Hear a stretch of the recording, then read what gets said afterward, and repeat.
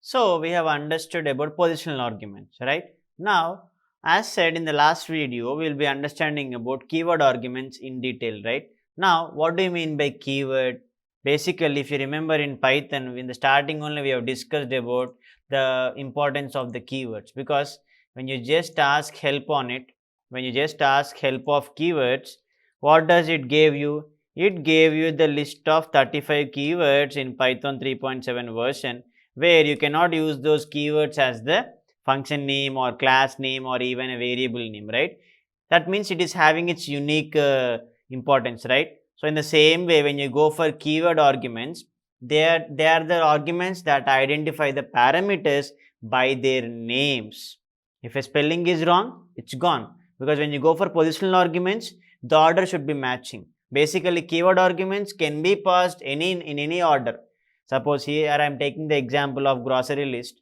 I'll be going to a grocery shop. I'll be buying some different items and the prices will be different, right? So there, if I take item and price are the formal arguments, I should write item spelling as it is. Or if I define about personal details, the email, name or the type of word you define in the argument should be same. It should not be without any spelling mistake when you define an argument in the function and when you call within the function, because that's where keyword arguments can be passed out of order, where Python interpreter will use keywords to match the values passed with the parameters used in the function definition. So that is where keyword arguments play a very key role. So enough of talking, right? So let's go for the implementation part, as I'll be using same Python IDLE. So let me, if I don't want the above output to be executed, just remove the quotations here and place the quotations here, where I am writing comments for each and everything so that it will be helpful for you when you just have a glance on it. So when I go for keyword arguments, basically they are the arguments that identify the parameters by their name. I can write in a very simple way, which can be identified by their names. That's it. You need not remember anything. So for that, I'll be taking a very simple example, so it will be easier for you to make a note of it. So I just go for a grocery shop. So my function name is grocery, and I'll be taking two things, because when you go for grocery shop, what do you purchase? You purchase some items and you take up the price for it. So here item and price, make sure you check the spelling of it. That is very, very important. And whatever you're writing, because even though we know spellings, we don't care it actually when you just go on working on it. So just make sure it's very particular here. So here my doc string is to display the given arguments, or to display the given arguments basically, or you can take it as a keyword arguments demo. Now what do you need to do? You are trying to pass some items and you wanted to know the price of it. So basically I give print of, I wanted to store the item basically as a string. So I use my formatted string. So item is equal to percentile yes. So how do you write? So percentile of what is a variable name? Item. Because as we have already discussed about the print type, so just you recall it. And the other thing is print of price is equal to. So price is equal to, if you want to take the price in integer or float value, it depends on user interest. So I want to take it in the format of float value. So percentile 0.2f and percentile of, you take the variable name as price. So you are defining these things. You are not taking any values directly here, because when you call the function, you are trying to give the values. So here I call my grocery function. So I just call the grocery function and I try to pass two arguments. That means I will try to pass the values to item and price, where first I went to grocery and I purchased sugar. So I'll write in that way, because storytelling is the very, very best way.